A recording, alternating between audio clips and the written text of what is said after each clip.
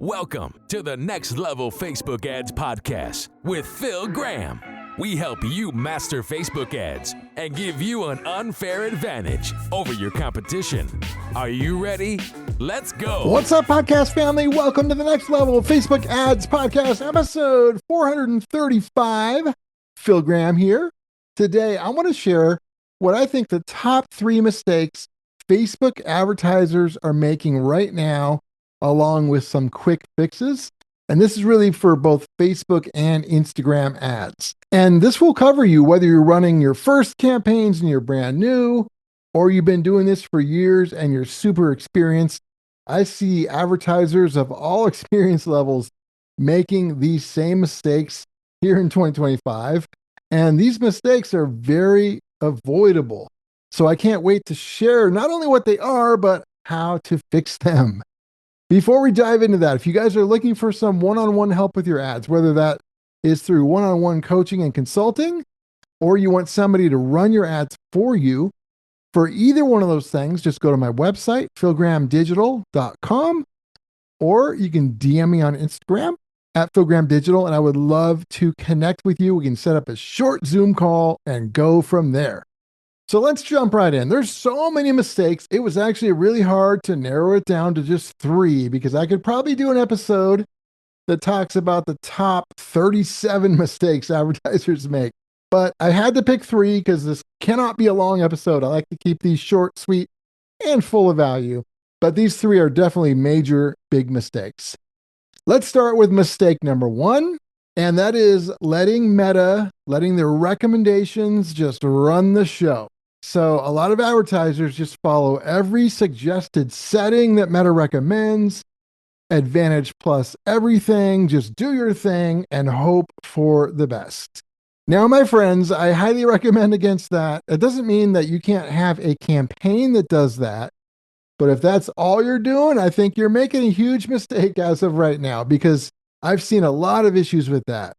Here and there, it can work, but when you do this without a strategy, and you do this without the skill of being able to adapt, and you're just hoping that Meta will do the right things for you individually, for your exact situation, a lot of times that can lead to wasted ad spend and bad results. Many times it does not turn out well, and I've got the data to prove it. Again, I love Advantage Plus, I love AI, and I have plenty of audiences that are that and that do use that. But at the same time, I also test them against segmented specific audiences that I create. And I could also show you lots of data where the specific segmented audiences are doing way better at times. And again, I can show you the opposite as well, where Advantage Plus is doing way better. This is not one of those things where one thing is always right and the other is always wrong. That's why you got to be careful who you listen to. There's a lot of people that will tell you to only do this one way. Nothing else is right. Usually that's BS. So be careful. In this scenario, you want to test both. Here's the problem when you just use all of Meta's suggestions. And I've seen so much data. Now I'll go into an account. Let's say somebody's spending $50 a day on ads. And they'll have an ad set that has like 10 different ads in there. And they're letting Meta just automatically manage that ad spend and which ads get the reach. And so many times I will go in there and I'll see that like 80% of the reach is going to an ad that has a really high cost per result, like not good. And then I'll see this one potentially really good ad that has a great low cost result that has like a tiny reach. And why is that happening? Meta is just continuing to give ad budget and reach to an ad that is not performing well. Meanwhile, there's an ad that when it got a little bit of reach, it did great, but it's not getting any more reach. And I've seen advertisers sit there and 6 months later, it's the same thing. And they still don't know which ads are good. It's like there's no way they're ever going to find out unless they have some huge budget. So just blindly following the recommendations that Meta has is not always the right way. So what I recommend, quick fix, is to start with manual control And I would set your own budgets by ad set. I would have one ad typically per ad set, and I would have a combination of ads that have Advantage Plus broad targeting, as well as some other ads that have some much more narrow segmented targeting.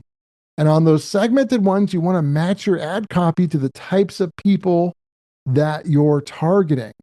And then you also, if you want to test 5 different creatives, put them in a separate ad set, give them an equal budget. And after a couple of weeks, you're pretty much probably going to know which one's better because they all got about the same amount of reach. You're not going to have to wait 6 months or 18 months or never to find out.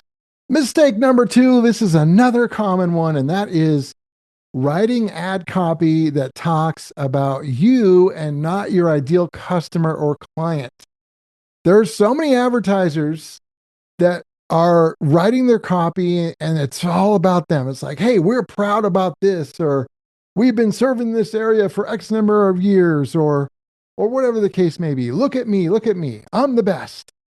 That's narcissistic influencer crap that people absolutely hate, especially in an ad. And you know why they hate it? Number 1, it's scammy. Number 2, it's spammy. And number 3, it has nothing to do with them. Now, if you already have a huge fan base as a company, if you have a huge brand, maybe you can send out an ad like that, and it might kind of make sense if you're already a huge brand. Maybe. I still wouldn't really recommend it. But certainly, if you're not a Nike or Apple or something like that, in many cases, that's going to be a big mistake. You know why? Because people care about them.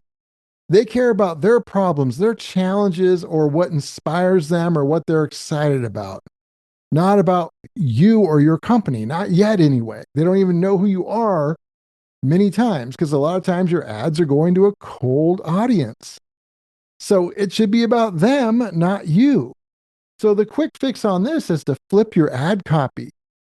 Instead of talking about you, start with them. Start with either the pain point or challenge that they have that you can help them with, or the desire that they have, or what they're inspired by.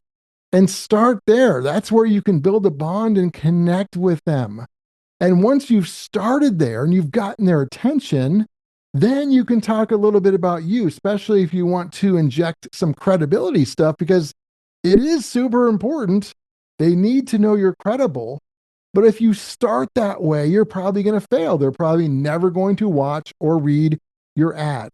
So start with them and then transition into some credibility and then transition into the rest of the ad. And in my opinion, that is worlds better than how most people do their ad copy and do their videos. And last but not least for today, mistake number 3. This is so common.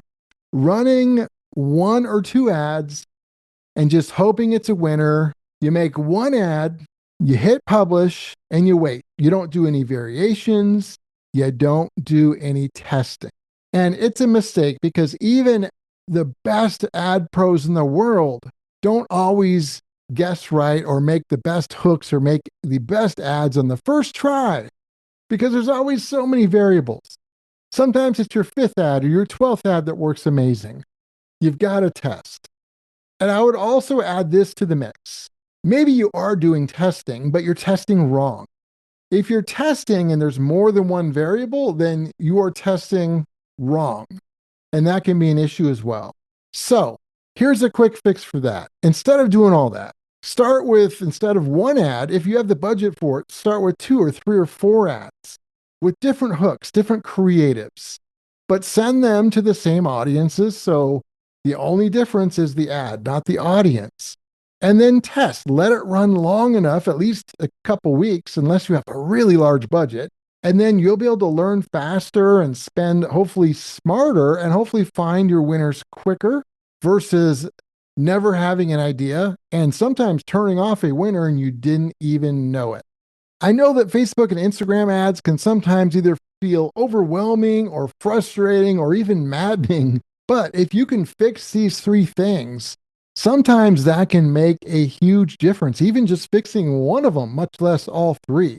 So make sure you guys are not just relying on Meta's recommendations. You can do that, but also do your own too, which I think have a better chance to succeed in a lot of situations. Make sure you're writing ad copy that starts by talking about your ideal client and customer and what's important to them, not you. And make sure you guys are not just running one ad, but you're running multiple ads and you're testing in the right way. And as always, just a reminder, it's always important to point out that every business is unique. Results can vary. There's no guaranteed outcomes. So always keep that in mind. My friends, episode 435 is in the books. Thank you guys so much for being here. We got another great show for you next week. Until then, I hope you have a great week. PhilGrahamDigital.com is the website, or you can DM me on Instagram at PhilGrahamDigital. I'll talk to you on next week's episode. Peace out. Thanks for listening to the Next Level Facebook Ads Podcast. Please remember to subscribe and share this with all your friends. For show notes, more tips, and to learn more about Phil, please visit PhilGrahamDigital.com/podcast.